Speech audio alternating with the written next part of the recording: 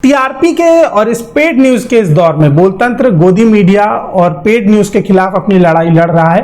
हमारी लड़ाई का हिस्सा बनिए, बेल आइकन दबाइए, चैनल को सब्सक्राइब कीजिए और स्वतंत्र मीडिया की लड़ाई में हमारे साथ चलिए। देश के बिगड़े हैं हालात, आओ चलो करें मन की बात। रोजगार नहीं है, व्यापार नहीं है, उपचार भी नहीं है, जब कुछ नहीं है तो चलो मन की बात करते हैं। तो चलो खेल शुरू करते हैं। सड़क 2 के ट्रेलर पर जब डिसलाइक आ रहे थे तो लग रहा था कि डिसलाइक का इतिहास बनेगा, लेकिन प्रधानमंत्री मोदी ने जब से मन की बात की है तो ऐसा लगने लगा है कि एक नए इतिहास की ओर यूट्यूब फिर से बढ़ रहा है। ऐसी स्थिति में जब तमाम मन की बातें कमजोर हो गई थी तब प्रधानमंत्री मोदी अपने मन की बात करने जनता के सामने आए और डिसलाइक के कीर्तिमान की ओर एक कदम आगे बढ़ा गए। इससे पहले प्रधानमंत्री मोदी ने कहा था कि पकौड़ा बेचना भी तो रोजगार है। तब युवाओं को लगा कि इस देश में पकौड़े का कंजम्पशन बहुत ज्यादा है, सब लोग मिलकर पकौड़ा बनाएंगे तो शायद रोजगार की समस्या का समाधान हो जाए। लेकिन इसके बाद अब रोजगार पकौड़े से छलांग मारकर खिलौने पर आ गया है। कारण ये है कि प्याज, आलू और तेल के दाम भी बढ़ गए हैं, तो ऐसी स्थिति में पकौड़े बनाना थोड़ा खर्चीला काम है। और भारत देश की गरीबी इस बात की ओर इशारा कर रही है कि जब आपके पास काम करने को नहीं है तो आप एक खिलौना बनाइए और जब तक इस देश की अर्थव्यवस्था पूरी तरह से चौपट ना हो जाए उस खिलौने से खेलते रहिए और ये मानते रहिए कि विकास हो रहा है। इतने आइडियाज हैं, इतने कंसेप्ट्स हैं, बहुत समृद्ध हमारा इतिहास रहा है। क्या हम उन पर गेम्स बना सकते हैं? मैं देश के युवा टैलेंट से कहता हूं, आप भारत में भी गेम्स बनाइए और भारत के भी गेम्स बनाइए।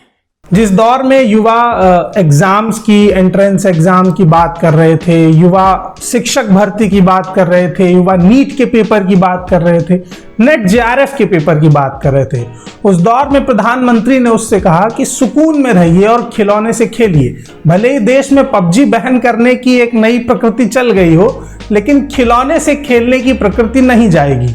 हाँ, प्रधानमंत्री मोदी और इस देश के मीडिया के पास संबित पात्रा के तौर पर उनका पर्सनल खिलौना है, लेकिन इस देश के युवाओं को रोजगार की जगह खिलौना पकड़ाने का सीधा मतलब ये है कि आपके साथ खेल शुरू हो गया है। प्रधानमंत्री मोदी कह भी रहे हैं, लेट द गेम्स बिगिन। तो चलो खेल शुरू करते हैं। जब मैं मन की बात सुन रहा था तो ऐसा लगा ही नहीं कि कोई प्रधानमंत्री अपने देश की जनता को संबोधित कर रहा है, वो भी उस देश का प्रधानमंत्री जिस देश की आबादी लगभग 1.5 अरब के आसपास है। ऐसा लग रहा था कि ऑडिबल सुनो पर एक पॉडकास्ट चल रहा है और कोई लेखक अपने मन से रची हुई एक कहानी सुना रहा है। कहानी खत्म हो गई और आखिरी में समझ में नहीं आया कि कहानी थी क्या। मोदी जी ने गांधी जी के असहयोग आंदोलन की बात की। इसका मतलब ये था कि गांधी ने इस देश को जिस आंदोलन से आजादी दिलाई उसकी अहमियत के बारे में बात की। लेकिन उन्हीं की पार्टी के तमाम नेता जब गांधी के चरित्र पर सवाल खड़ा करते हैं और गोडसे जिंदाबाद कहते हैं तब उन्हें पार्टी से नहीं निकाला जाता है। प्रधानमंत्री इतनी दोहरी बात करते हैं कि कभी कभी वो राखी सावंत से ज्यादा ड्रामेटिक लगने लगते हैं। उनकी पार्टी के तमाम नेताओं के बयानों को सिलसिलेवार तरीके से देखिए। वो प्रज्ञा ठाकुर हो या आनंद हेगड़े, दोनों प्रधानमंत्री के बड़े प्रिय हैं और वो समय समय पर गांधी के ऊपर बड़े हमले करते रहते हैं। तो एक मजबूर प्रधानमंत्री हैं जिन्हें मजबूरी में गांधी का नाम लेना पड़ता है। देश के भीतर भयंकर मंदी है, महामारी है, जीडीपी -23 तक जाने की स्थिति में। निर्मला सीतारमण जी ने कोरोना को एक्ट ऑफ गॉड बोल दिया है। ऐसी तमाम भयावह स्थितियों के बीच में प्रधानमंत्री चिंगारी ऐप की बात कर रहे हैं। वो आपके एंटरटेनमेंट की सुख सुविधा का पूरा ध्यान रख रहे हैं, क्योंकि अगर आप मस्त रहेंगे, चिंगारी ऐप पर डांस और गाने देखते रहेंगे तो इस देश के बुनियादी सवाल आप प्रधानमंत्री से नहीं पूछ पाएंगे। मुझे बड़ा अफसोस हुआ कि इस देश का प्रधानमंत्री चिंगारी ऐप का प्रमोशन कर रहा है देश की अर्थव्यवस्था और कोरोना वायरस पर बात करने की जगह। इसी तरह चिंगारी ऐप भी युवाओं के बीच काफी पॉपुलर हो रहा है। प्रधानमंत्री मोदी ने शिक्षक दिवस की बात की, कहा कि कुछ दिन बाद शिक्षक दिवस आएगा, वो तमाम शिक्षक आपके जीवन में महत्वपूर्ण योगदान रखते हैं।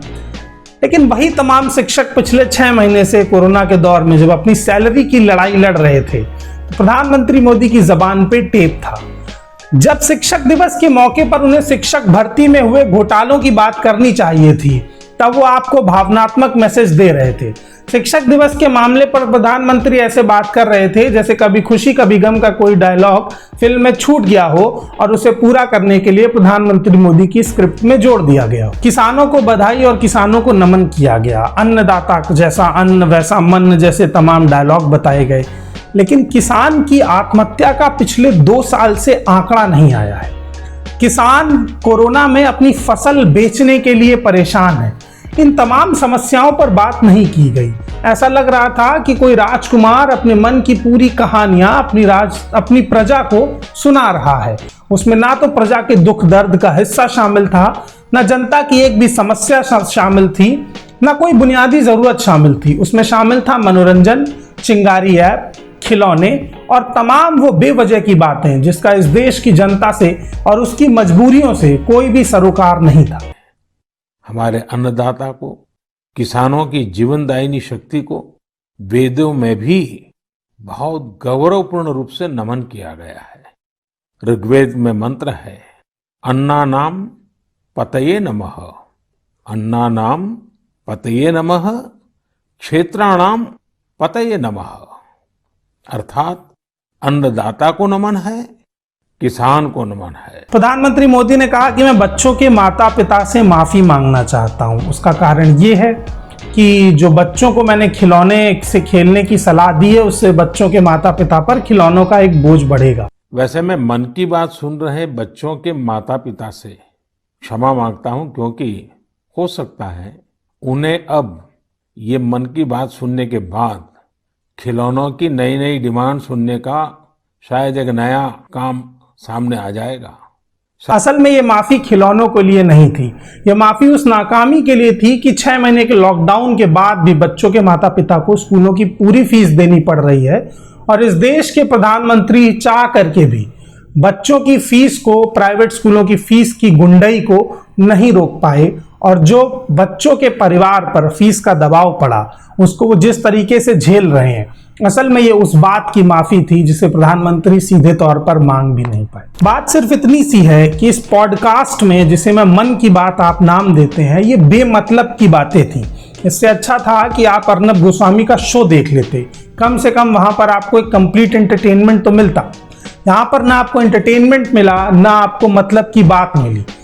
बशर्ते एक चीज साफ हो गई है कि देश में और युवाओं में अब बीजेपी सरकार के खिलाफ और उसकी नीतियों के खिलाफ एक विरोध शुरू हो गया है और प्रधानमंत्री मोदी भी सड़क 2 के बराबर पहुंचने का पुरजोर प्रयास कर रहे हैं। उस वीडियो पर अब तक 1 मिलियन से ज्यादा डिसलाइक हो चुके हैं। उसके ठीक बाद संबित पात्रा ने भी अपनी एक प्रेस कॉन्फ्रेंस की, उस पर भी 10 गुने ज्यादा डिसलाइक है।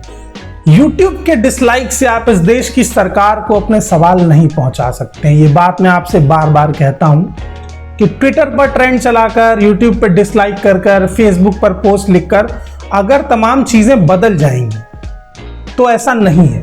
मेरा कहना है कि ये विरोध का एक बेहतरीन तरीका है, लेकिन इसके साथ साथ जमीन पर अपने सवाल पूछना जारी रखिए और इस बेमतलब की मन की बात को अगर आप डिसलाइक कर रहे हैं तो उसके पीछे का अपना एक ठोस कारण जरूर रखिए। किसी भीड़ में मत चलिए। डिसलाइक के पीछे की वजह तय कीजिए। हमें कमेंट बॉक्स में बताइए कि अगर आपने मन की बात को अभी तक डिसलाइक किया है तो उसके पीछे की क्या वजह थी।